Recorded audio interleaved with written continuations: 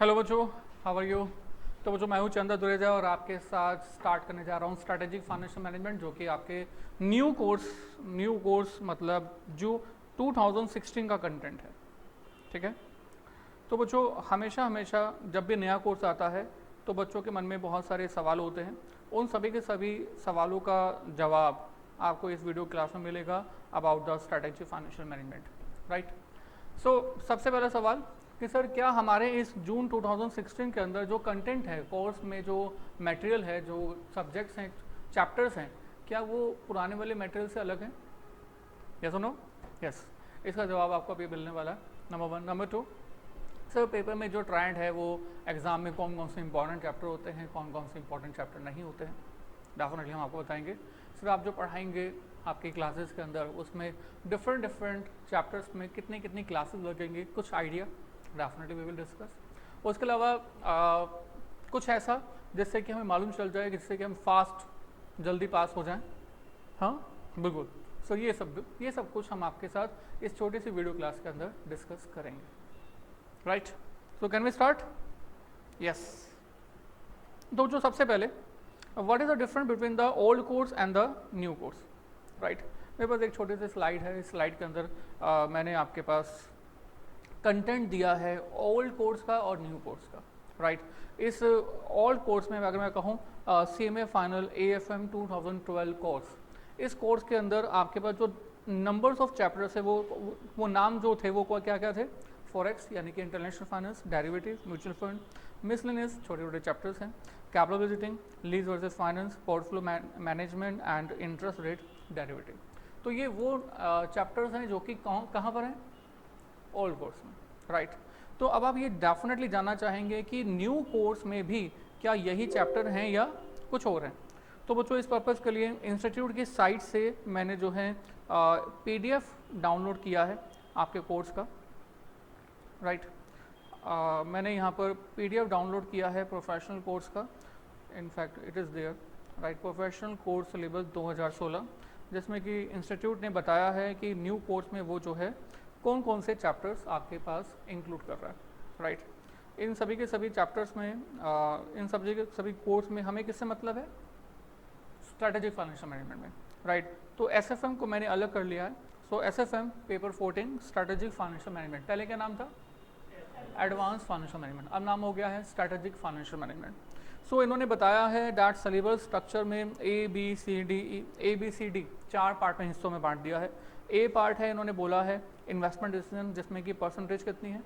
35%। उसके बाद financial market and institution 20%, security analysis and portfolio and that is 15%, and financial risk management 30%।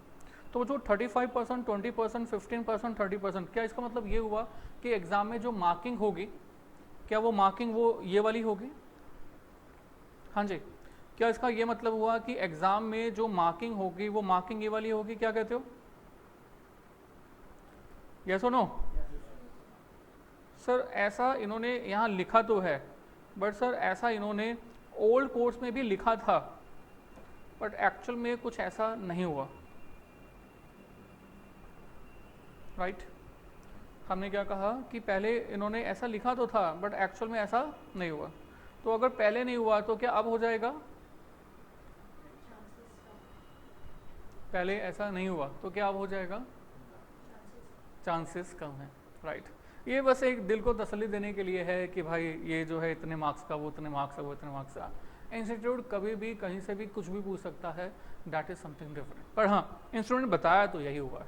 चलिए और देखते हैं कि हमारे इस मटेरियल के अंदर इंस्टीट्यूट ने और क्या बताया हुआ है, राइट। चैप्टर्स के बारे में बात करते हैं तो उन्होंने साफ साफ लिखा हुआ है दैट ऑब्जेक्टिव क्या है?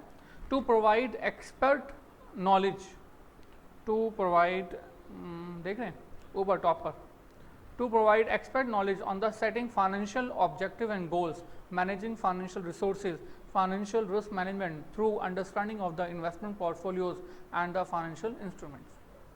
इंटर में भी FM है? यस। अब आप जून 2016 के कोर्स में डेफिनेटली 12 से आए होंगे, तो 2012 वाले कोर्स में भी इंटर में FM था। तो आप बेसिक तो वहाँ पर ऑलरेडी पढ़ के आ चुके हैं। तो यहाँ पर अब आप लोग क्या पढ़ने वाले हैं? और एडवांस लेवल, राइट। और अब आपको यहाँ पर जो लेवल ऑफ नॉलेज मांगी गई है वो कौन सी है? Expert knowledge. You should have to be expert in this knowledge, right. Means आपको जो वे ऑफ एक्सप्रेशन होना चाहिए वो किस टाइप का होना चाहिए? एक्सपर्ट्स वाला, मतलब आपको lots of preparation is required all this. चलिए देखते हैं कि इंस्टीट्यूट और क्या कहता है हमारे इस कंटेंट के अंदर। देखो उन्होंने बताया हुआ है कि सेक्शन ए में क्या है ये? Investment decision. इन्वेस्टमेंट डिसीजन मतलब कैपिटल बजटिंग। आपको सर इंटर में भी कैपिटल बजटिंग पढ़ा था सर, वो सब ठीक है, वो पढ़ा था, वो हम लोग फाइनल में रिवाइज जरूर करेंगे एक क्लास के अंदर। जितना भी आपने पढ़ा था इंटर में वो सब हम फाइनल में रिवाइज करेंगे, कितने में? एक क्लास में। और टोटल कैपिटल बजटिंग में यहाँ पर नंबर्स ऑफ क्लासेस लगती हैं 10, 8 तो लगती हैं, 8 से 10, राइट। तो बाकी सब कुछ नए कंटेंट्स हैं। कोई पेपर अभी तक नहीं बनता है जिसमें कैपिटल बजटिंग का कंटेंट कुछ ना हो। हर एक पेपर में कैपिटल बजटिंग में कुछ ना कुछ आता है, राइट। अच्छा, उसके बाद और क्या है? कैपिटल बजटिंग में लिखता है capital budgeting, investment, financial planning, international investment, dividend decisions.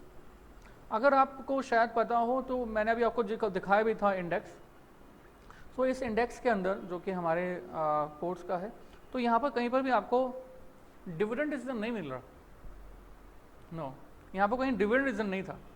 But sir अब आपके पास एक नया चैप्टर, एक नया कंटेंट इंट्रोड्यूस हुआ है, क्या? Dividend decision, right.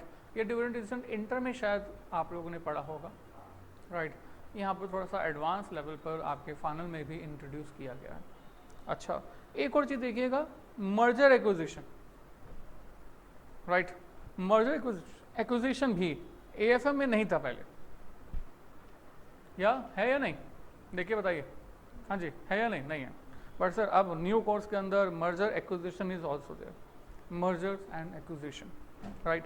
और आगे चलते हैं, फाइनेंशियल मार्केट इंस्टीट्यूशंस। ये आपके पास थ्योरी है, इसकी आपको थ्योरी नोट्स मिलेंगे हमारी तरफ से, राइट। और एक क्लास में हम लोग इसको डिस्कस भी करेंगे। और आगे चलते हैं, सेक्शन सी क्या है बच्चों? Security analysis and portfolio management. Actually security analysis part of the portfolio management actually, right. इसमें टेक्निकल एंड फंडामेंटल एनालिसिस करते हैं हम लोग, तो वो एक क्लास का काम होता है। उसके अलावा portfolio management is another chapter जो कि आपके स्टडी मॉड्यूल के अकॉर्डिंग कितना वेटेज रखता है? 15%, राइट। पहले भी है, था, अभी भी है। और इसके अलावा और क्या है इसमें? और देखिएगा, और इसमें डी पार्ट में लिखा हुआ है, I think that's a issue, right. आपके पास ये लिखा हुआ है, क्या है ये?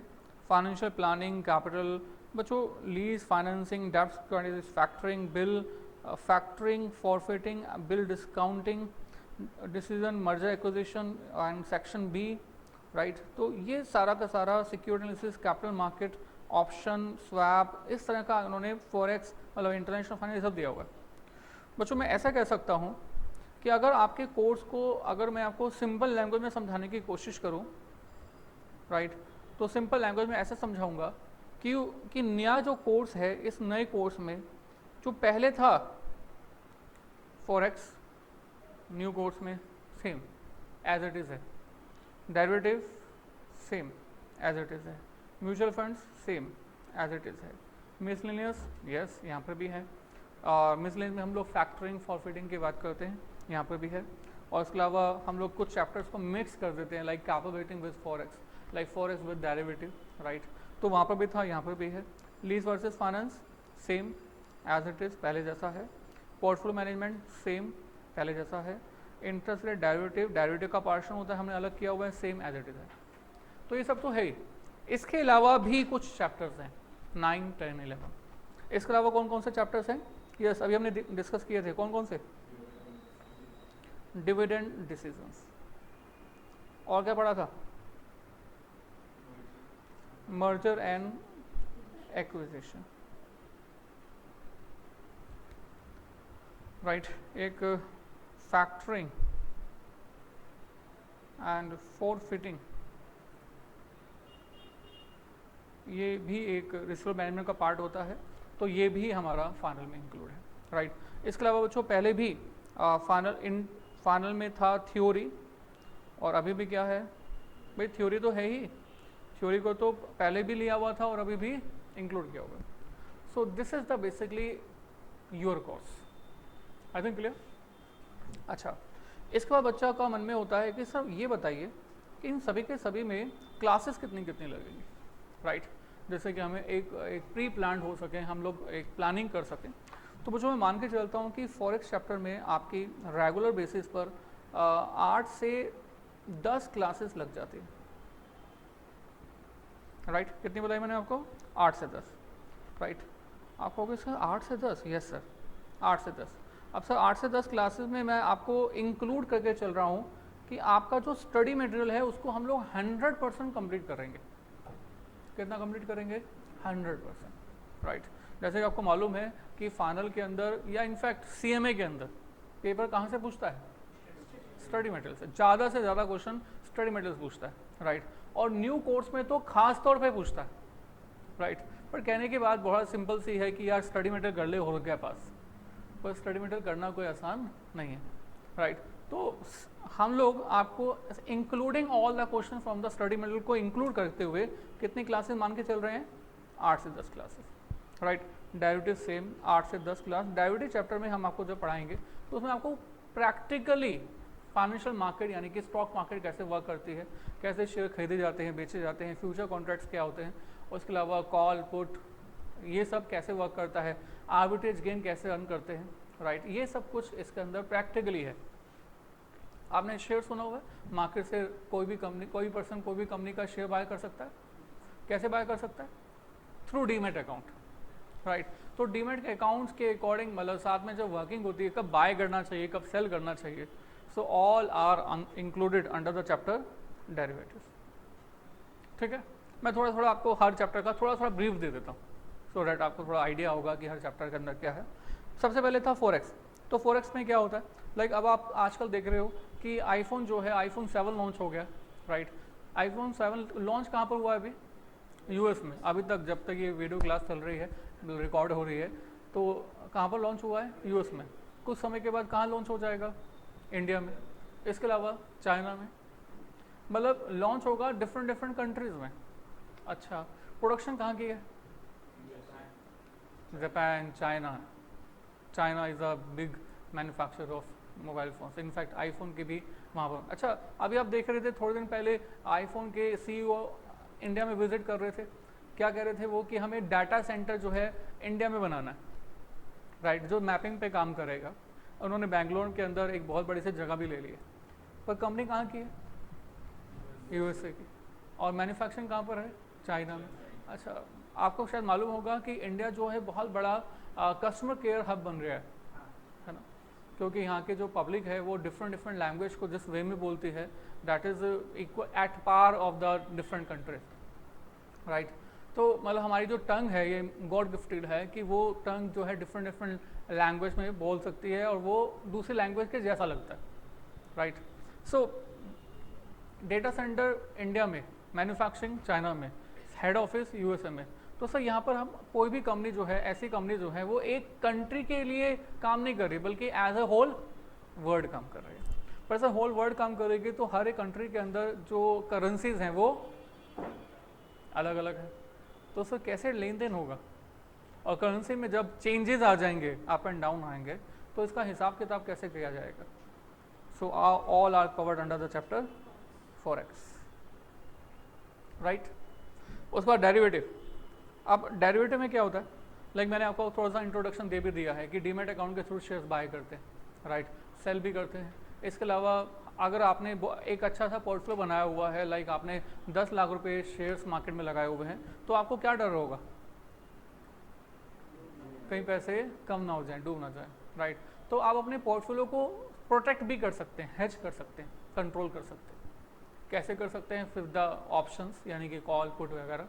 ये कॉल पुट कैसे वर्क करता है that is covered under the chapter derivative, right. Completely practical chapter है, बिल्कुल हम लोग प्रैक्टिकल चैप्टर को प्रैक्टिकल मार्केट को लिंक करते हुए ही सीखेंगे। अच्छा, तो ये भी क्या है? ये क्या है? डेरिवेटिव। उसके बाद म्यूचुअल फंड। शेयर मार्केट में आप में से कितने लोगों ने पैसा लगाया हुआ है? अच्छा, स्टूडेंट्स हैं, कैसे लगाएंगे सर? अभी तो हमें खुद को पैसे चाहिए, इन्वेस्ट कैसे करेंगे? अच्छा, आपके घर में मम्मी पापा कभी बात करते हुए सुना? क्या बात करते हुए सुना? कि शेयर मार्केट बहुत अच्छी है, बेकार है? बेकार है। कभी कभी अच्छी लगती है, कभी कभी बेकार लगती है। जब बढ़ जाती है तो अच्छी लगती है, जब घट जाती है तो, और जिन लोगों ने पैसा डुबाया हुआ है उन लोगों को तो खास तौर पे बेकार लगती है, राइट। तो जो लोग शेयर मार्केट से अटैच नहीं है, इनफैक्ट मार्केट में पैसा लगाना तो चाहते हैं इसलिए कि ग्रो करें, बट सर मार्केट से डरते हैं, कहीं मार्केट डाउन हो गई तो क्या होगा, क्योंकि उनके पास डेली मार्केट वॉच करने का टाइम नहीं है। दे वॉन्ट्स रिटर्न, वो चाहते हैं कि उनकी जो आइडल मनी है, सेविंग है, वो मार्केट में जाए ताकि सेविंग्स इंक्रीज हो, बट वो डरते हैं। किस लिए डरते हैं? कहीं पैसा डूब ना जाए। तो क्या करना चाहिए? करना ये चाहिए कि किसी एक स्पेशलाइज पर्सन को रख लेना चाहिए। बट थिंग इज कि 1 लाख रुपए की इन्वेस्टमेंट करनी है अगर किसी भी पर्सन ने, तो स्पेशलाइज पर्सन को पे करने के लिए सैलरी कहाँ है, राइट। तो सर एक फंड बनाया गया और डिफरेंट पब्लिक को कहा गया कि आप इस फंड में पैसा इन्वेस्ट करो। इस फंड को जो है प्रोफेशनल पर्सन मैनेज करेंगे और ये लोग कैपिटल मार्केट में यानी कि शेयर मार्केट में पैसा इन्वेस्ट करेंगे। अब ये कैसे इन्वेस्ट करेंगे, अकाउंटिंग कैसे होगी, राइट। हमें कैसे पता चलेगा कि कितना पैसा इंक्रीज हुआ है या नहीं हुआ है, राइट। मैं यहाँ पर लीगल फ्रेमवर्क की बात नहीं कर रहा हूँ, मैं यहाँ बात कर रहा हूँ अकाउंटिंग फ्रेमवर्क की और साथ ही साथ वैल्यूएशन की, राइट। तो ये सब कैसे किया जाएगा, that will be covered under the chapter mutual funds. It will take 4 classes. Practically हम आपको म्यूचुअल फंड दिखाएंगे, बताएंगे कि पोर्टफोलियो क्या कैसे बनता है इनका। तो it will covered under the 4 classes. Miscellaneous 2 classes का काम होता है। कैपेबिलिटी 8 से 10 क्लासेस मान के चलो। Lease versus finance 4 class. Capability का तो बेसिक आपने सुना हुआ है, मतलब मालूम है आपको क्या होता है कि अगर किसी पर्सन को लंबे समय के लिए पैसा इन्वेस्ट करना है तो उसको बहुत सोचना विचारना होता है। अगर आपने इंटर पढ़ा हुआ है तो आपको पता होगा कि एनपीवी निकालते हैं, आईआरआर निकालते हैं, राइट। और बट सर एनपीवी आईआरआर निकाल तो लिया बट फ्यूचर एक अनसर्टेन है, फ्यूचर अनसर्टेन है। अब इस अनसर्टेनिटी को कैसे इग्नोर किया जा सके, जो डिस्काउंटिंग फैक्टर होगा वो कैसे कैलकुलेट किया जाएगा, तो all is covered under the chapter capability, right. Lease versus finance में क्या होता है कि भैया आपको कोई एसेट यूज़ करनी है, जो आपको एसेट यूज़ करनी होती है उस एसेट को आप 2 तरह से ले सकते हो, या तो खुद खरीद लो या फिर एक काम करो किसी दूसरे पर्सन से किराए पर ले लो। आपको कार यूज़ करनी है तो कार खुद ले लो या फिर दूसरे पर्सन से किराए पर ले लो। किराए पर लोगे तो क्या पे करोगे, रेंटल चार्जेस, लीज रेंट बोलते हैं इसको हम लोग। तो जो ये लीज रेंटल होता है या तो वो पे करो या खुद ले लो, कौन सा ऑप्शन बेस्ट है? वो ऑप्शन बेस्ट है जहां पर हमारी जेब से पैसा कम खर्च हो, right. So that is covered under the chapter lease versus finance. Portfolio management next chapter. देखो समझिएगा, आपके पापा ने आपको 10 लाख रुपए दिए, कहा बेटा इस पैसे को इन्वेस्ट कर दे, राइट। कहाँ पैसा इन्वेस्ट करना चाहोगे? एफडी में, वन ऑफ द ऑप्शन। अच्छा, और दूसरा कुछ सोचो। गोल्ड में सोचो, सुना हुआ है कि यार गोल्ड हमेशा हमेशा चमकता रहता है। अच्छा, और सोचो। रियल एस्टेट में, यस, फ्लैट ले लिया, दुकान ले ली, मकान ले लिया, राइट, ओके, एक ही प्लेस हो। और शेयर्स में, यस। इसके अलावा म्यूचुअल फंड्स में, यस। सारा पैसा क्या एक ही जगह लगाना समझदारी होगा? बिल्कुल नहीं। हमें क्या करना चाहिए, इस पैसे को डाइवर्सिफाइड करना चाहिए। अगर सारा गोल्ड ले लिया और गोल्ड जैसे कि पिछले 3-4 सालों से रिटर्न दे ही नहीं रहा, बहुत कम दे रहा है, तो अगर सारा पैसा गोल्ड में लगा दिया और रिटर्न नहीं आई तो हमें कोई बेनिफिट होने वाला नहीं है, हो सकता है कि नेगेटिव भी चला जाए। सारा पैसा शेयर मार्केट में लगा दिया तो भी ठीक नहीं है, मार्केट पता नहीं ऊपर जाती है नीचे। So how we have to decide कि अपने फंड्स को जगह जगह पर थोड़ा थोड़ा कैसे लगाएं। So that will be decided under the chapter portfolio management. Portfolio मतलब group of securities, group of assets that we should have to allocate our funds. Got it? तो इसमें भी आप 7 to 8 क्लासेस मान के चलिएगा, राइट। और इंटरेस्ट रेट डेरिवेटिव, ये डेरिवेटिव का थोड़ा सा छोटा सा हिस्सा है जिसको हमने अलग किया है, that will take 2 classes. Dividend decision, थोड़ा सोचो, कंपनीज को प्रॉफिट होता है, राइट। रिलायंस कंपनी है, इसका शेयर आज के डेट में 1050 रुपये का है, राइट। अब 1050 का शेयर है और ईपीएस 90 रुपये के आसपास है।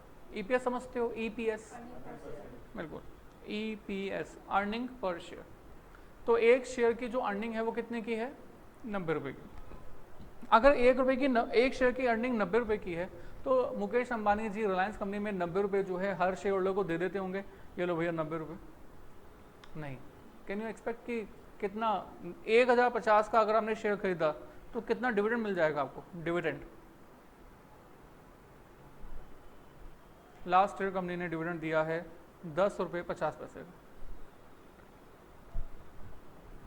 1050 रुपये इन्वेस्ट किए और कितना डिविडेंड मिला?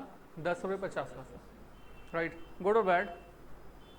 दैट इज गुड, मतलब मार्केट में है, यस गुड। कितना रिटर्न है? Almost 1%, and that is good. Right, तो मतलब ये ईपीएस था 90 रुपये का, डिविडेंड दिया जस्ट 10 रुपये 50 पैसे, बाकी पैसे कहाँ गए? मुकेश अंबानी जी अपने पास रखे, उनको दोबारा इन्वेस्ट किया और जियो लेके आए, और आपके पास जियो सिम है जिसको आप फ्री के इंटरनेट के लिए यूज़ करते हैं, फ़ोन के लिए यूज़ करते हैं। यस, और मुकेश अंबानी जी कहते हैं that we will earn return of 18 to 20% in the future. Right, but मैं आपको क्या बताना चाहता हूँ कि डिविडेंड का अमाउंट जो है जितना ईपीएस होता है उसके बराबर नहीं होता। अगर मुकेश अंबानी जी 10 रुपये का 50 पैसे का भी डिविडेंड ना दे तो शेयर होल्डर्स ये समझेंगे कि कंपनी के अंदर कैश की कमी है। अगर कैश कमी है तो इसका मतलब है कि इसका मतलब है कि कंपनी में कहीं ना कहीं कोई नेगेटिव न्यूज़ है, तो लोग पैसा विड्रॉ करना शुरू कर देंगे। अच्छा, अगर अंबानी जी जो है 10 रुपये 50 पैसे डिविडेंड देके 90 में से 90 रुपये ही वापस दे देते शेयर होल्डर्स को, तो क्या कभी कोई जियो आता? क्या इंटरनेट की दुनिया में इतनी बड़ी हलचल होती? नहीं। सो हमें हर पॉइंट ऑफ टाइम पे ये डिसाइड करना पड़ता है कि हम कितना डिविडेंड डिस्ट्रीब्यूट करें, which dividend policy we should have to make so that हमारी कंपनी का शेयर भी हाईएस्ट रहे और शेयर होल्डर्स को डिविडेंड भी कुछ ना कुछ रिसीव होता जाए, और वो डिविडेंड पिछले साल के मुकाबले पे कुछ ज़्यादा हो, बढ़ के हो। राइट, पर क्या हम लोग डिविडेंड देना ही चाहिए? ये सब हम कहाँ डिसाइड करते हैं? Dividend decisions. राइट, और ये 4 क्लासेस में कंप्लीट होता है। Right, merger and acquisition. Merger and acquisition is a chapter. आप आजकल देख रहे होगे, जैसे जियो आया तो वीडियोकॉन भी एक टेलीकॉम कंपनी में पहले था, तो वीडियोकॉन ने अपना टेलीकॉम बिजनेस दूसरी कंपनी को बेच दिया। राइट, अब बाकी भी छोटी छोटी कंपनी जो हैं वो दूसरी कंपनी में ट्रांसफर हो रही है। जब इससे बेनिफिट क्या होगा? वीडियोकॉन जो टेलीकॉम में था उसको तो क्या मिल गया? कैश। और जो पहले कोई छोटी कंपनी थी वो क्या हो गई? वो बड़ी हो गई, दोनों को बेनिफिट हुआ। राइट, सो आज के डेट में मर्जर एंड एक्विजिशन, मर्जर मतलब दो कंपनी का मिल जाना या एक कंपनी का दूसरी कंपनी को एक्वायर कर लेना। राइट, अभी आप सुन रहे हैं आप मतलब वेदांता एंड केन इंडिया, शायद आपने नाम सुना होगा, Vedanta and Cairn India. Cairn India is a big oil producing company in India and Vedanta is a big steel manufacturer, मतलब मेटल्स में डील करती है। अब वेदांता ने जो है बहुत बड़ा अमाउंट डेप्ट का उधारी लिया हुआ है। राइट, और केन इंडिया के पास बहुत बड़ा पैसा है, कैश रखा हुआ। अब वेदांता में लोग पैसा इसलिए नहीं लगाते हैं क्योंकि कंपनी में बहुत सारा पैसा उधार लिया हुआ है। राइट, और केन इंडिया का जो पैसा है, केन इंडिया अपना पैसा अपनी कंपनी में इसलिए नहीं लगा रहा क्योंकि कंपनी में अगर वो लगा देगा तो आजकल आप देख रहे हो कि क्रूड ऑयल का प्राइस धीरे धीरे कम होता जा रहा है। राइट, अब उसका कैश रखा हुआ है वो मिस यूटिलाइज्ड है, तो इन दोनों ने क्या सोचा, हम दोनों मर्ज हो जाते हैं और एक और बड़ी बन। अभी आप आजकल देख रहे हो कि SBI, state bank of India, 7 बैंकों के साथ मर्ज हो रहा है। राइट, तो मोदी जी कहते हैं कि स्टेट बैंक ऑफ इंडिया जब 7 बैंकों के साथ मर्ज हो जाएगा तो इतना बड़ा बैंक हो जाएगा कि वो वर्ल्ड के टॉप बैंक्स में इंक्लूड हो सकता है। राइट, तो इससे बेनिफिट क्या होगा? देखो, एक ही जगह पर आप 4 एटीएम देखते हो, Canara bank, bank of Baroda, Indian bank, state bank of India, और चारों पब्लिक सेक्टर बैंक है। राइट, आपको अगर कैश निकालना है तो एक ही एटीएम की जरूरत है या 4 की जरूरत है? और 4 जगह पर बैंक ने क्या किया हुआ है? रेंट पे जगह ली हुई है, 1 लाख का रेंट, फिर एक एसी लगा हुआ है, 50,000 का महीने का एसी का बिल, 2 एसी लगे होते हैं, फिर 10,000 पे 10,000 नहीं 20,000 रुपये महीने का सिक्योरिटी।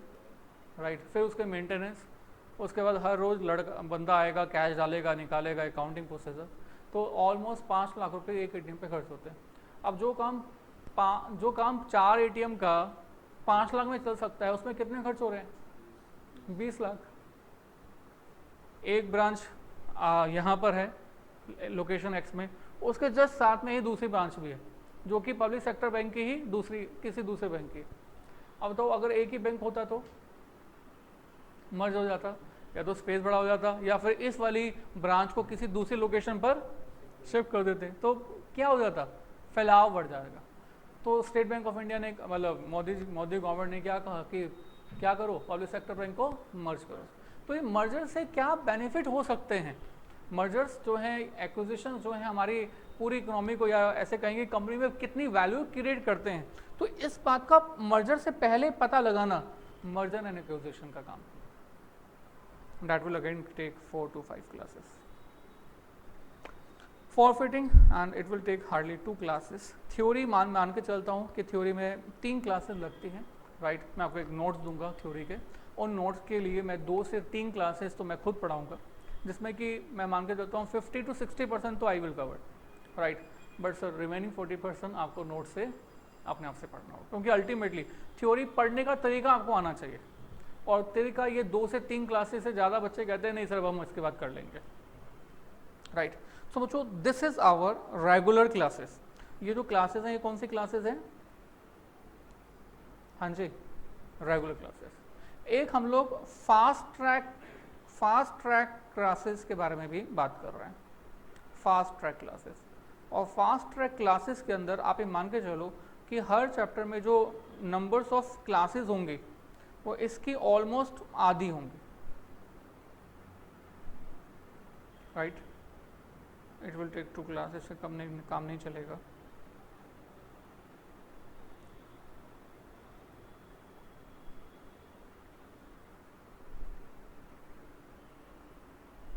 राइट।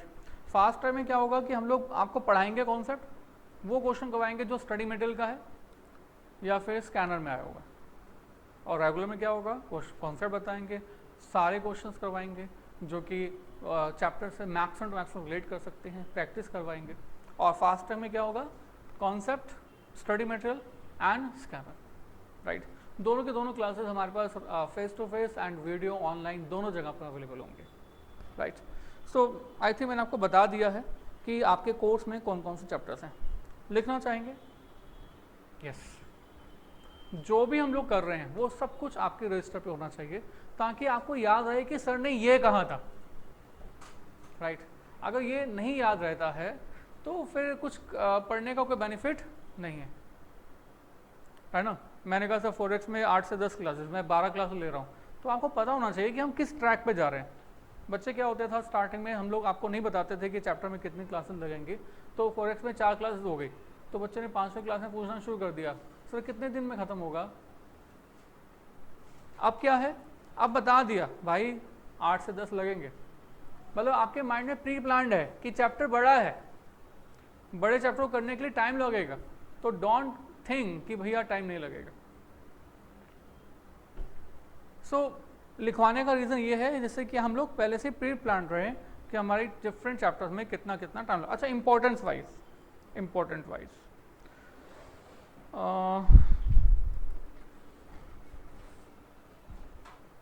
इम्पोर्टेंस जानना है या नहीं? अच्छा, तो जो general as a general rule तो मैं बता दूं, as a general rule exam के लिए वो चैप्टर सबसे ज़्यादा इम्पोर्टेंट है,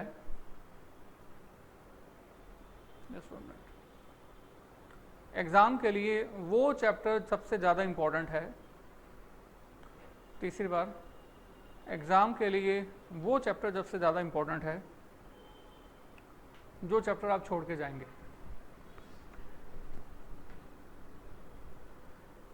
बच्चे कहते हैं सर नहीं सर इंपॉर्टेंट बताओ, मैं कहता हूँ बच्चों देखो पास स्कैनर उठाओ, स्कैनर में देखो कि कौन कौन से चैप्टर पहले आए हुए हैं, राइट। जब आप स्कैनर उठा लोगे तो उसके बाद मालूम चलेगा कि अच्छा फॉरेक्स चैप्टर हर बार आया होगा, राइट, दिस एंड दैट, है ना। तो मतलब अगर फॉरेक्स चैप्टर हर बार आया हुआ तो फॉरेक्स चैप्टर क्या हो गया, इंपॉर्टेंट अनइम्पॉर्टेंट, इंपॉर्टेंट, राइट। इसके अलावा और देखो कौन कौन सा चैप्टर आया हुआ, तो जो हर बार आया हुआ है वो क्या हो गया, इंपॉर्टेंट। पर बच्चों याद रखना पेपर अनइम्पॉर्टेंट में से आएगा, पेपर अनइम्पॉर्टेंट में आएगा। तो इसलिए बच्चों को कहता हूँ कि बच्चों इंपॉर्टेंट चैप्टर अच्छी तरह से करके जाओ और अनइम्पॉर्टेंट चैप्टर उससे भी अच्छी तरह से करके जाओ। मतलब अल्टीमेटली क्या चाहता हूँ मैं कि कोर्स छोड़ के नहीं जाना, right.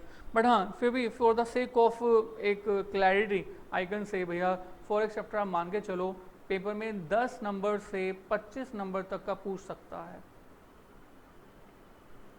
Derivative chapter again 10 to 30 marks तक का पूछ सकता है। म्यूचुअल फंड भी 10 से लेकर 25 नंबर तक पूछा जा सकता है। मिसलेनियस 0 से 10 नंबर तक का पूछा जा सकता है। कैपिटल बजटिंग के बिना पेपर नहीं बनता। 10 नंबर का कैपिटल बजटिंग हमेशा आता है और 10 से लेकर 25 नंबर यहाँ पर पूछ सकता है। लीज वर्सेस फाइनेंस जनरली आता है पेपर में, पर कभी कभी नहीं भी आता। तो 0 से 15 नंबर इसमें क्वेश्चन जो होते हैं वो लेंथी भी होते हैं। तो 0 से 15 नंबर इसमें हो सकते हैं। पोर्टफोलियो हमेशा पेपर में पूछा जाता है। आप मान के चलो एक बार तो 35 नंबर का भी पूछा गया है, तो 10 से 35 number. Okay. Interest rate derivative 0 to 10 marks. Dividend decisions, हालांकि इसका कोई पास ट्रेंड हमारे पास CMA फाइनल के अंदर नहीं है, राइट, पर न्यू कोर्स है, उसके अकॉर्डिंग मैं ये मान के चलता हूँ कम से कम 5 नंबर और 5 से लेकर 20 नंबर तक ये पेपर में आ सकता है। मर्जर एक्विजिशन नया चैप्टर है आपके लिए, तो 10 नंबर तो मिनिमम आने चाहिए इसमें से, तो 10 से 20 नंबर तक इसमें से रेलिवेंट हो सकता है, 0 से 10 नंबर। और थ्योरी, जो थ्योरी पेपर में आनी है, राइट, तो पास ट्रेंड में तो पूरा एक क्वेश्चन जो होता है 20 नंबर का वो थ्योरी का ही होता है। तो आप मान के चलो थ्योरी 20 से लेकर 30 नंबर तक थ्योरी पेपर में आएगी, 20 to 30 मार्क्स, राइट। तो मिनिमम और मैक्सिमम से पता चल जाता है कि कौन सा चैप्टर कितना ज़्यादा इम्पोर्टेंट है, राइट। पर पेपर में सबसे ज़्यादा कौन सा चैप्टर करके जाओगे, इम्पॉर्टेंट या अनइम्पॉर्टेंट? दोनों। पेपर में कौन सा चैप्टर करके जाना चाहिए? दोनों। अच्छा, आई थिंक कॉपीड नहीं। तो जो अगला सवाल बच्चों का नेक्स्ट सवाल ये होता है कि सर अच्छा आप जो पढ़ाओगे ना वो कहाँ से पढ़ाओगे ये बताओ। मतलब आपकी जो बुक होगी, आपके जो नोट्स होंगे, वो आपके नोट्स कहाँ से आपने बना दिए, है ना। तो ये बच्चों का नया सवाल हो सकता है। तो इस पर्पज़ के लिए मैं आपको बता देता हूँ कि हम लोग कहाँ से पढ़ाएंगे। हाँ जी, बता दूँ? अच्छा, तो बच्चों देखो मैं आपको बता देता हूँ कि बच्चों हमने जो है जो आपको बुक प्रोवाइड की है, जो हमने आपको बुक प्रोवाइड की है, उस बुक के अंदर नंबर 1 आपका स्टडी मटेरियल इंक्लूड किया है। स्टडी मटेरियल पुराने वाला या नए वाला, 2012 वाला या 2016 वाला?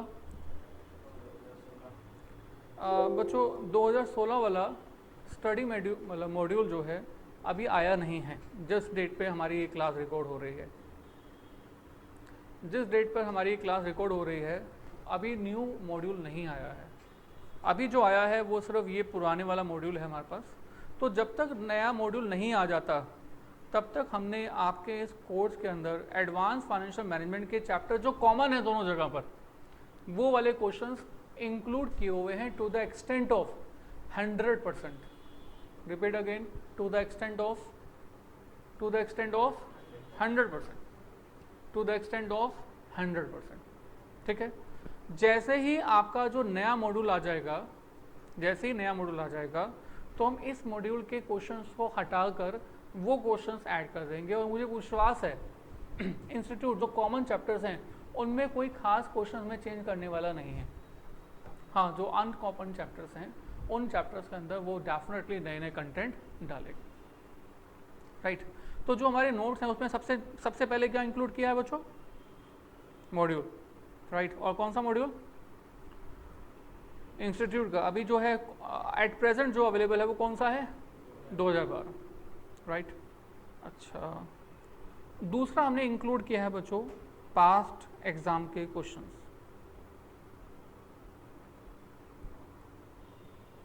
पास्ट एग्जाम के क्वेश्चन। और तीसरा हमने इंक्लूड किए हैं CA फाइनल के पास्ट क्वेश्चन। आपको होगा तो CA फाइनल क्यों इंक्लूड कर दिया? अरे भैया फॉरेक्स चैप्टर है, मैंने कहा सर 2 का टेबल है, 2 टेबल आपको आता है? सबको आता है। अच्छा, आपके लिए जो भी आपको आता है, तो CA वाले बच्चों के लिए 2 का टेबल क्या होगा?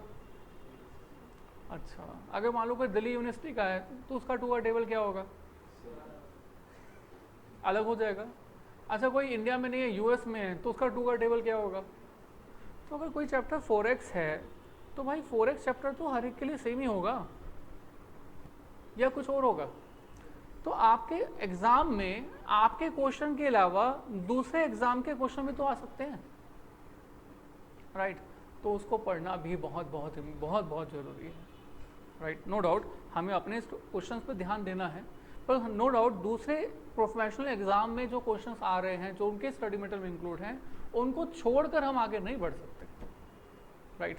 बस इसी की हमने मिक्सिंग कर दी है, यकीन मानो इसी की हमने क्या कर दी है, मिक्सिंग, और इसी मिक्सिंग को आपको बुकलेट फॉर्मेट में प्रोवाइड कर दिया है, राइट। नंबर 1। इसके अलावा हम आपको प्रोवाइड करेंगे एक समरी बुक। मैं बच्चों को हमेशा कहता हूँ कि समरी आप खुद प्रिपेयर करें, राइट, क्योंकि जब आप समरी प्रिपेयर करते हैं तो आपकी कंसंट्रेशन, आपका माइंड लेवल बढ़ जाता है, राइट। आपके जो है ना सब्जेक्ट में चैप्टर में ज़्यादा क्लैरिटी आती है जब समरी प्रिपेयर करते हैं। बट सर अगर आप प्रिपेयर नहीं कर पा रहे हैं तो हम एट द एंड समरी खुद से प्रोवाइड कर देते हैं। नंबर 2। नंबर 3, अगर किसी भी बच्चे को समरी चाहिए होगी तो मुझे कॉन्टैक्ट करके समरी ले सकता है। नंबर 3 हम आपको प्रोवाइड करेंगे that is theory book. Institute ने पुरानी वाली जो मॉड्यूल है उसको 1200 पेजेस में दिया है, जिसमें यकीन मानो 900 पेजेस थ्योरी है। तो क्या पॉसिबल है 900 पेजेस थ्योरी का पढ़ना? नहीं। तो हमें क्या चाहिए, summarise form of the theory, right. तो अराउंड हमने 120 पेजेस में पूरे मटेरियल को कंक्लूड कर दिया है। तो that theory book we will provide you, right. तो ये 3 चीज़ें आपको हमारी तरफ से मिलती हैं CMA एग्ज़ाम के लिए। I think clear. और मुझे नहीं लगता कि इसके अलावा कुछ पढ़ना है। अपना स्टडी मटेरियल पे कम्प्लीटली होल्ड रखो, हमारी बुक पे होल्ड रखो, राइट। समरी तो है ही, थ्योरी पर होल्ड रखो। मुझे नहीं लगता किसी भी तरह से और कुछ करने की ज़रूरत है। इतना कर लिया तो बहुत है, राइट। हमने बहुत सारे बच्चों को पढ़ाया हुआ है, बहुत बच्चे से में जॉब कर रहे हैं, एंड बच्चों इतना बहुत है, राइट। अच्छा, और आगे बढ़ते हैं। नेक्स्ट क्वेश्चन, सर कुछ हमारे रूल्स ऑफ द क्लास हैं, रूल्स ऑफ द क्लास। और जो ये रूल्स ऑफ द क्लास है ना, इनको आपको फॉलो जरूर करना है। नंबर 1 रूल वो ये है कि सीक्वेंस का हमेशा ध्यान रखना है। Sequence, what I mean to say, और जो क्लास 1 कैपेबिलिटी अगर मान लो है तो आपको 1 क्लास में आना है। डोंट थिंक कि आपने इंटर में किया हुआ है तो क्लास 1 नहीं करेंगे तो काम चल जाएगा, बिल्कुल नहीं चलेगा। आप क्लास 2 में सीधा टपक पढ़ेंगे ना तो यकीन मानो पूरे चैप्टर का मज़ा ख़राब हो जाएगा। फॉरेक्स की क्लास है, क्लास 1 नहीं कर रहे आप लोग तो बेकार हो जाएगा। क्लास 1 2 3 4 5 6 7 8 9 सीक्वेंस से करें तो ये आपको सबसे ज़्यादा बेनिफिट देगा। हाँ, चैप्टर जो है वो इंटरलिंक नहीं है, एक ही टॉपिक है जो कि बेसिक चैप्टर है, that is time value money, right, जो कि हम इंटरव्यू के क्लास में पढ़ाते हैं। उसके अलावा चैप्टर जो है वो इंटरलिंक नहीं है। आप पहले फॉरेक्स कर सकते हैं, पहले कैपेबिलिटी कर सकते हैं, पहले डेरिवेटिव कर सकते हैं, पहले म्यूचुअल फंड कर सकते हैं, पहले डिविडेंड कर सकते हैं, पहले मर्जर एक्विजिशन। चैप्टर इंटरलिंक नहीं है, राइट। बट सीक्वेंस जो है आपको चैप्टर में जो है उनको फॉलो करना है, नंबर 1। नंबर 2, तो सीक्वेंस को फॉलो करने के लिए क्या करना पड़ेगा? रेगुलरिटी मेंटेन करनी पड़ेगी, राइट। रेगुलरिटी मेंटेन नहीं होगे तो सीक्वेंस भी फॉलो नहीं होगे। क्लास में आओगे, मैं आपको यकीन के साथ कह सकता हूं कि आपको क्लासेस आसान नहीं बल्कि बहुत आसान लगेगी। बट सर अगर आप क्लास ही नहीं अटेंड करोगे तो फिर मैं आपको मान के चल रहा हूँ कि वो टॉपिक, वो चैप्टर जिस क्लास में आप नहीं आए होंगे वो आपको आसान नहीं, मुश्किल ही लगेगा, हमेशा के लिए मुश्किल लगेगा। दूसरा बच्चों, होमवर्क दिया जाता है क्लास में, तो हम बताते हैं स्टेप 1 2 3 4 5, तो स्टेप 1 2 3 4 5 फॉलो कब करेंगे? हाँ जी, कब करेंगे? प्रैक्टिस करके। और प्रैक्टिस कैसे की जाती है? होमवर्क पर, राइट। तो होमवर्क करना यानी कि प्रैक्टिस करना भी बहुत बहुत ज़रूरी है, राइट। और तीसरा बच्चों, आपके पास बुक होनी कंपलसरी है। और बुक हार्ड कॉपी की फॉर्मेट में होना ही कंपलसरी। डोंट थिंक कि बुक मिल गई है, घर में रखी हुई है, या फिर सॉफ्ट कॉपी है, काम चल जाएगा, बिल्कुल नहीं चलेगा। क्योंकि जब हम पूरा सब्जेक्ट जो है न्यूमेरिकल प्रैक्टिकल है, हम जो भी बोल रहे हैं वो बुक को आगे लेके बोल रहे हैं, राइट। तो आप उसमें देखेंगे, उसमें निशान लगाएंगे, उस पर जो है अपनी वर्किंग लिखेंगे, राइट, ताकि जब नेक्स्ट टाइम जब पढ़ोगे तो आपको याद रहेगा अच्छा मैंने पहले ऐसे ऐसे ऐसे पढ़ा था। तो अपनी बुक होना, अपने हाथ में बुक होना बहुत बहुत इंपॉर्टेंट है, right. So book is compulsory for the classes. तो ये 3 रूल है और कोई रूल नहीं, राइट। चाहे आप ऑनलाइन क्लासेस देख रहे हैं, चाहे फेस टू फेस, आपके पास ये 3 फॉलो करने चाहिए, राइट। अगर आप ये फॉलो करते हैं दैट इज़ इनफ, राइट। और इसके अलावा बच्चों के मन में सवाल होता है syllabus, question paper, CA final, salary. हाँ जी, देखो एक चीज़ मैं अपने आप से ऐड कर रहा हूँ, अटेम्प्ट। बहुत सारे बच्चे क्या करते हैं, पहले प्रिपरेशन करना शुरू करते हैं, और जैसे ही प्रिपरेशन करना शुरू करते हैं इंटर के बाद, फाइनल में आने के बाद, तो बच्चों के मन में होता है कि इंटर पास हो गया। पहले तो इंटर बड़ा मुश्किल से हुआ, इंटर पास होते हुए एक अटैम्प्ट लगा, दूसरा अटैम्प्ट लगा, दूसरे अटैम्प्ट में पास हुआ, राइट। अब पास हो गया तो इंटर में जब पहले अटैम्प्ट में नहीं हुआ था तो मन में क्या रहा था, यार एक बार इंटर कंप्लीट हो जाए, एक बार इंटर कंप्लीट हो जाए, फिर तो ख़त्म। बच्चों ने ये मन में ना एक बार सोचा, 2 बार सोचा, तीसरी बार सोचा।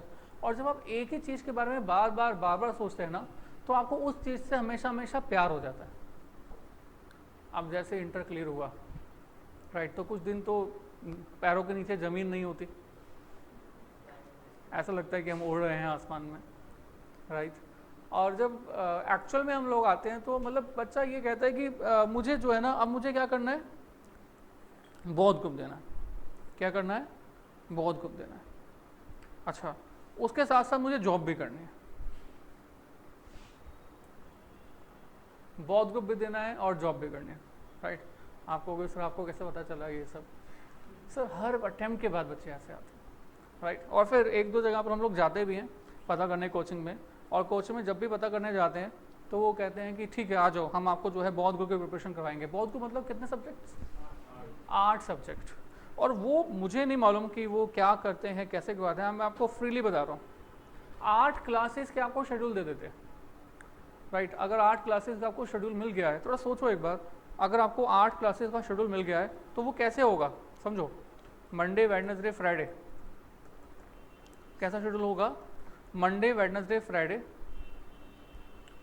Just 1 minute, Monday Wednesday Friday, एक सब्जेक्ट जो है वो 3 घंटे का होगा, ये सुनो, एक सब्जेक्ट 3 घंटे का होगा। मान लो सुबह 8 से शुरू हुआ तो 8 से 11 हुआ पहला क्लास, 8 से 11, उसके बाद आधा 1 घंटे का ब्रेक, फिर 12 से 3, उसके बाद फिर आधे घंटे का ब्रेक, फिर 4 से 7। कितनी क्लासेस होगी एक दिन में? 3। एक दिन में 3 classes, MWF 3 classes, Tuesday Thursday MWF 8 से 11, 12 से 3 और 3 से 6। उसके बाद भी हो सकती है क्लास, हो सकती है ना? मन में क्या आ रहा है, हो सकती है। मैं आपके कहने पर लिख रहा हूँ 6 से 8। देखा, मैं लिखा भी नहीं जा रहा, मुझसे लिखा नहीं जा रहा बच्चों। अच्छा, क्लास 1, क्लास 2, क्लास 3, फिर एक और शेड्यूल देते हैं, ट्यूसडे थर्सडे सैटरडे, फिर से 8 से 11, 12 से 3, 3 से 6। और अगर मान लो कभी 2 क्लास के बीच में जो है 1-1.5-2 घंटे का गैप हो तो क्या करें? बैठे रहो खाली। और वो जो 6 है ना, ये 6 नहीं बजेंगे, फिर क्या बजेंगे? 8 बजेंगे। और शाम को 8 बजेंगे, घर पहुंचते हैं, और सुबह कितने बजे आना है फिर से? 8 बजे। अच्छा, 8 से 11, 12 से 3, फिर सब कितनी क्लासेस हो गई? बोलो, 3। टोटल कितनी हो गई? 6। अभी कितनी रह गई? 2। अब इसके लिए उन्होंने एक जुगाड़ सोचा, डेट इज़ एक्चुअली जुगाड़। क्या जुगाड़ सोचा? एक काम करते हैं, बच्चों को प्रिपरेशन करवाते हैं, ये ट्यूसडे थर्सडे होगा, और एक हम आपको सैटरडे संडे का बैच देते हैं, और उसमें हम क्या करेंगे? 8 से 11, 12 से 3, 7 और 8। So nice. अगर कोई सब्जेक्ट जो है वो 2 हैं, 100 नंबर के सब्जेक्ट 2 भी तो है ना फोर्थ ग्रुप के अंदर, SPM BVM, राइट, तो उसमें हम क्या करेंगे 4 से 6 कर देंगे। अब आपने कहा अच्छा फोर्थ ग्रुप की प्रिपरेशन, अब जॉब भी करनी थी बच्चों को। बच्चों को समझ में तो आ जाता है यहाँ पर कि हाँ यार जॉब तो नहीं करूँगा अगर कोचिंग लूँगा तो। अच्छा, और जो जॉब नहीं करे उनके लिए भी उन्होंने क्या किया हुआ, तरकीब बनी हुई है, क्या सैटरडे संडे के अंदर 6 क्लासेस 1.5-2 घंटे, क्योंकि बच्चा एक बार आ जाएगा फीस पे कर देगा, उसके बाद तो कोई टेंशन ही नहीं है, फिर बच्चों को अपना समझ आएगा अच्छा नहीं हो सकता, है ना। बच्चों मैं आपको डीमोटिवेटेड नहीं कर रहा हूँ, मैं चाह रहा हूँ कि आप इस तरह के शेड्यूल से बचें। ऐसा नहीं हो सकता, that is actually not feasible. ऐसा नहीं है कि आप कर नहीं सकते, आप कर सकते हैं, बट ये फिजिबल नहीं है, ये फिजिबल नहीं है। फिजिबिलिटी कब आएगी, जब आप स्टार्ट करें 3 क्लासेस से 4 क्लासेस से, राइट, और 4 महीने होने के बाद फिर आप अगली 4 क्लासेस ज्वाइन कर लें, यहां पर फिजिबिलिटी आ सकती है। बट आप ये सोचें 8 क्लासेस एक साथ करके आप बहुत ग्रुप की प्रिपरेशन करोगे, और मैं आपको यकीन के साथ कह सकता हूं कि यहां पर आपको कोई एक सब्जेक्ट भी बेनिफिट प्रोवाइड नहीं करने वाला, राइट। और ये जितने भी कोर्सेज हैं ना, ये सभी के सभी कोर्सेज आपको लग रहा है कि स्टार्टिंग से हमने 8 क्लासेस ज्वाइन करके बहुत बड़ा महान काम किया है, किसी भी एक सब्जेक्ट का कोर्स भी पूरा नहीं होने वाला, कोई भी नहीं। सो इन सब चीज़ों से बचें। एक फिजिबिलिटी होती है, अच्छा क्या होगा कि आप पहले 4 महीने, अगर आपका अभी रिजल्ट आया है और आप रिजल्ट के बाद स्टार्टिंग से कर रहे हैं, तो पहले 4 महीने में 4 सब्जेक्ट करें, मैक्सिमम 4, और जब ये 4 सब्जेक्ट हो जाएं और आप कंफर्टेबल हो, that you are comfortable with the 4 subjects, must go, but I say must go for the second group, जरूर जाए, must go for the second group. अगले 4 महीने, अगले 3 महीने जो भी हैं, आप जो हैं नेक्स्ट ग्रुप को दें और अगले 4 सब्जेक्ट कंप्लीट करें, राइट। पर सर एक साथ 6 सब्जेक्ट 7 सब्जेक्ट से शुरुआत ना करें। होता क्या है, पेपर आते आते आते, पहले बहुत ग्रुप से स्टार्ट हुआ था बच्चा, पेपर से 2 महीने पहले एक ग्रुप पे आ जाता है, और फिर सोचता है नहीं यार मैं बहुत ग्रुप दूंगा, कब, उससे अगली बार। बच्चों अटेम्प्ट बहुत बहुत बहुत इंपॉर्टेंट होता है। मैं आपको ये बताना चाह रहा था कि आपका जो अटेम्प्ट है ना, ये बहुत बहुत इंपॉर्टेंट है, राइट। और अटेम्प्ट की प्रिपरेशन करना अटेम्प्ट के लिए ही बहुत ज़रूरी है। अगर आपकी स्ट्रैटेजी अटेम्प्ट की प्रिपरेशन करने के लिए नहीं है, तो आप आगे जाके फंस जाएंगे, बहुत ग्रुप से एक ग्रुप पे आ जाएंगे और एक ग्रुप से कहीं भी नहीं रहेंगे, फिर क्या सोचेंगे अगली बार दूंगा, राइट। अटेम्प्ट मिस नहीं करना, बहुत ग्रुप दीजिए। एक बार आपने सोच रहा है कि बहुत ग्रुप देना है तो बहुत ग्रुप ही देना चाहिए, इसमें कोई शक नहीं है, बट सर स्ट्रेटेजिकली, राइट। एक बार में 3 क्लासेस एक बार में, या मैक्सिमम टू मैक्सिमम 4, 3 तो वैसे भी ज़्यादा हो, क्योंकि आपको सिर्फ क्लासेस नहीं करनी, क्लासेस करने के बाद इसको रिवाइज करते हुए प्रैक्टिस भी करनी है, होमवर्क भी करना है। होमवर्क नहीं करोगे तो कहाँ जाओगे, कैसे होगा। क्लासेस में तो हम आपको स्टेप 1 2 3 4 बता सकते हैं, राइट। आपके पास अगर 2 महीने भी है ना एग्जाम से पहले, तो भी आपको अटेम्प्ट मिस नहीं करना चाहिए, क्योंकि आपका जो एग्जाम का जो प्रेशर होता है ना, ये प्रेशर आपको बहुत कुछ सिखाता है, बहुत कुछ। आपको मालूम चलता है कि एग्जाम के समय जो मैंने प्रिपरेशन की थी उसमें से ये आया ये नहीं आया, क्या पढ़ना चाहिए क्या नहीं पढ़ना चाहिए, आपको स्ट्रेटेजिकली पता चलता है, आपको बहुत सारा एक्सपीरियंस मिलता है एग्जाम देने से।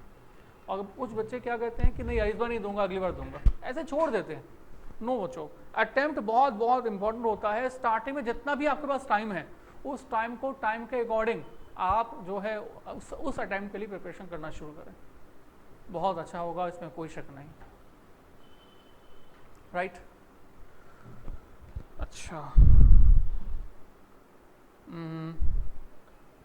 और कुछ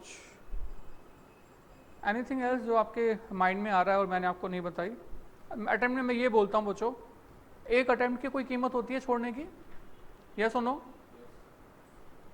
एग्जामिनेशन फीस कितनी है, एग्जामिनेशन फीस हार्डली अगर एक ग्रुप की बात करें तो 1400 1400 1500, तो एक अटेम्प्ट की कीमत कितनी है,